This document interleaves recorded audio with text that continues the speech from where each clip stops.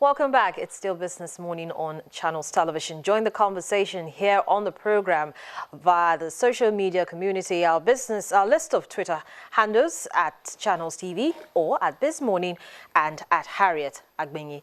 Well, the National Bureau of Statistics overnight released inflation data for the month of May, and we're talking about that, showing a 0.3 percentage points increase from the 8.7% rate recorded in April. And according to the technical advisor to the statistician general, he's been explaining that there was an increase late rains, which actually hampered harvest and fuel scarcity, and so this affected food prices, transportation of food from the various points. And he's also expecting to see a muted kind of results in the next figure that we'll be expecting in June. We'll keep our eye on that. On a month-on-month basis, however, the headline index increased by 1.1%. It's the largest month-on-month increase recorded since June 2012. We're still talking about data now. The Bureau of Statistics on Wednesday, in its Job Creation and Employment Generation Survey, reported that over 469,000 jobs were created in the first quarter of the year, 26.95% more than the number of jobs created in the last quarter of 2014. Now, the informal sector generated the highest number, 332,403. It's followed by the public sector with 130,941, while the public sector created 5,726 jobs. Mike Adele, he's a human capital development consultant. He's here with me in the studio to analyze this data. Good morning to you, Mike, and thank you for joining me on the program. Good morning. Thank you for having me. Let's just quickly get your thoughts. What do you make of these numbers? I think it's remarkable, a great number. We are beginning to see real statistics of quarter to quarter, month by month, that we normally see in other climes to tell us exactly what's going on in the employment sector. For me, it's a great number, but again, I always have my own reservation. And my reservation is always like, where do we find out those data? How does those data being collated? What mechanism are being used? For example, they might have their own data or their own mechanism of getting those data, but we, the ordinary Nigerian, doesn't understand how those data is being collected. Now, if we have data collecting centers in regions, in communities, in the states, where everybody could actually or easily go there to have access to this figure, then fantastic. Now, the figures that we have in here, 469,070, obviously is a great figure. But my worry is those figures might drop by the minute. If you look at the informal sector, which has the largest number of employment, 352,000 plus, yeah? Now, if you look at that figure, now going to the formal sector as well, 130,941. Now, if you look critically, because I've been part of some of these programs where they will tell you where these figures have been generated. Now, most of these figures, I can tell you, came out from this, what's it called, the Graduate Internship Scheme, the GIS program. Now, the reason why I'm saying I'm scared of how this number is going to be dropping day by day is majority of this number, in their thousands, right? They're actually being absorbed by both the formal sector and the informal sector. But in the last 3, 4, 5 months, they've not been paid their stipend, their monthly stipends. Now, and I can see, I did a survey last month, and a chunk number of them are beginning to leave their employment, right, because they've not been paid their stipend by the government. So that means that number we're seeing leaving that sector is going into the informal sector, which is why the numbers have swollen. Absolutely, even the formal sector as well. Because if you look into the telecommunication, you look into the... Let's talk about the public institution, for example.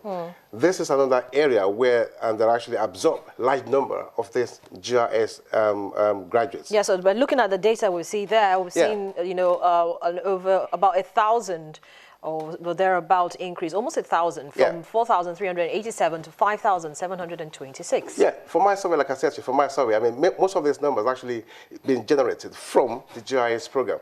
Now, every day, these people are leaving their jobs because they're not being paid. So, a great figure, that's on that side. But how do we move forward? how do there are a lot of mechanisms that needs to be looked into to actually make sure that this number has not just been dropping, but increasing by the day, creating more employment for the people. So let's talk about creating more employment for the people. And we're noticing that for the informal sector, it had the largest number, almost 335,000. And it was attributed to the fact that there was a boost in economic activity because of the elections. So now the elections are over. Yeah. How do we sustain and even grow this number that we're seeing? I think we need to begin to look into, like the current administration actually mentioned, that we're going to be looking into agriculture, looking into mining and some other sector of the economy as well. Now, the election that just gone created large volume number of people on a temporary basis. Now, like you said, the election is gone, it's over, and all these people going to go back home. Some people have been engaged with INEC, some with other political parties. Now, all this has been over now, and they're all going to go back home. Now, this number, that's why I keep saying, that this number that we see now, they're going to begin to drop day by the day. So we need to begin to look into what do we have to do now, what mechanisms do we have to create to actually begin to create more employment into the society. So in creating more jobs, you talked about the survey that you did looking at the GIS program. And we know we have the UWIN program as well, where there's the Short P. The Short P has actually been having a couple of issues. Now, do you think that we need more job creation initiatives and programs, or should the ones that are already in place be sustained and given more boost, so to speak? Thank you very much. I think, I should think that this new administration wouldn't be like what we used to have in the past, whereby when a new government comes into place, they will forego the other projects and programs that their predecessors actually put in place. Now, I hope this new government will actually absorb, either continue the GIS program and the UWIN program, or, I don't know how they're going to do it, but absorb them into their own program, if they have one, to actually continue to make sure that the purpose and the reason why we're putting these people into this employment to train is actually being sustainable. Now, one of the reasons, like I keep advocating, I mean, we have a large number of people who wouldn't be able to get employment because they lack work experience. Now, one of my advocacy in this country is quite very simple. I think the government, I've said it severally, the government needs to begin to institutionalize voluntary work. I've said this so many times. What do I mean by this? Now, for an employer to take on, it doesn't matter if you could come out from a university with a first class. That's theoretically. But practically, what can you do? Now, if you come to me for an employment, I'm not going to have to look into you because obviously you're not going to add value to my business. I'm going to have to train you. I'm going to have to mentor you. I'm going to have to manage you. I'm going to have to create space for you, everything you're going to use. Now, it would take me about 6 months, statistically, for you to begin to add value to my business. So why will I be training you? Why will I be mentoring you, managing you, give you everything for 6 months? I'm still paying you salary. And I'm still paying you salary. That is why employers are not taking on people without experience. So when this government, the last government came into place and said, okay, let's create this avenue. Now, it's an avenue whereby I actually, honestly, I was quite really, impressed when this program came into being. Let all these people begin to go to employers. They would take them on. They would train them for them to acquire skills.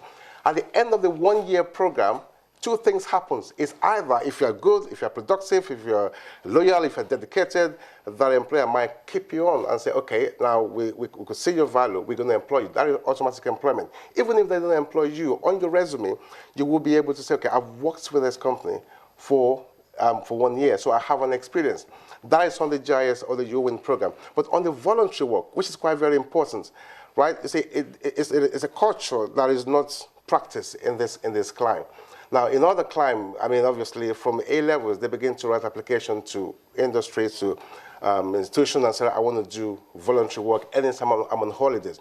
Now, here, they will tell you, I know the economy is not fantastic, it's not great, but people will tell you, how can I go and work for free? Who's going to pay my transport, my feeding, my clothing, and everything? But it's a price you have to pay now and reap later. Because if you begin to do voluntary work right from your universities, days, by the time you go 1 year, 2 years, 3 years, 4 years, by the time you're going to be finishing, you will have created an avenue for yourself with those employers you're working with, and they will have spotted the quality inside of you. So by the time you're going to be finishing, they'll probably will say to you, okay, when you graduate, come and work with us. Even if they don't do that, on your CV you could tell people that, okay, I've worked within this number of years with a number of employers. And they won't tell you you don't have particular experience. So the parents got to get involved. Parental influence. Parents should begin. You say you can't force people to do voluntary work, but the awareness, tell people the benefit of it when they start it now and the work what they're going to get in the future. But then, Mike, they will quickly point out to you that yes, the benefits are there in future, but you've just highlighted the fact that there are challenges. So how am I going to get funds to get to from point A to point B, feed myself, and also cater for myself, so to give the impression that I'm even well put together to be as productive as I need to be. I'm really willing to learn, and I'm going to forget about the challenges, the fact that I don't have money to transport myself, money to feed myself, or money to buy my clothes.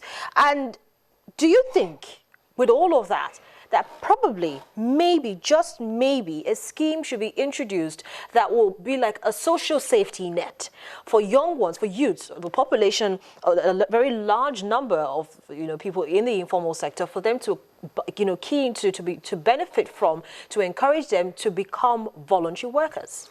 We already, I think we in the last government and this government, I think we already have the schemes. Now, the last one had what we call this GIS program. They're giving them stipend, 30,000 every month. That's one of it. The current government had another scheme or a similar scheme that says, I think they said, is it 10,000? They're going to give on every unemployed people in the country. That is the scheme. So that scheme could, sustain or assist people when they go do those voluntary work.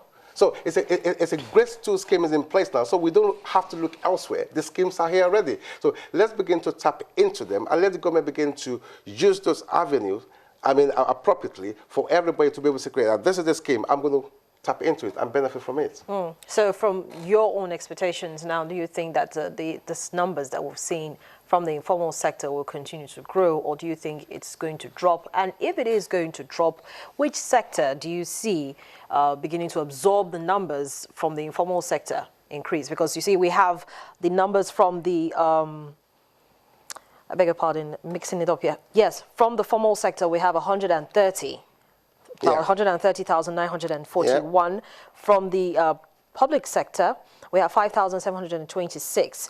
Now, the highest was the informal sector, as you know, we're looking at the data and it's showing us.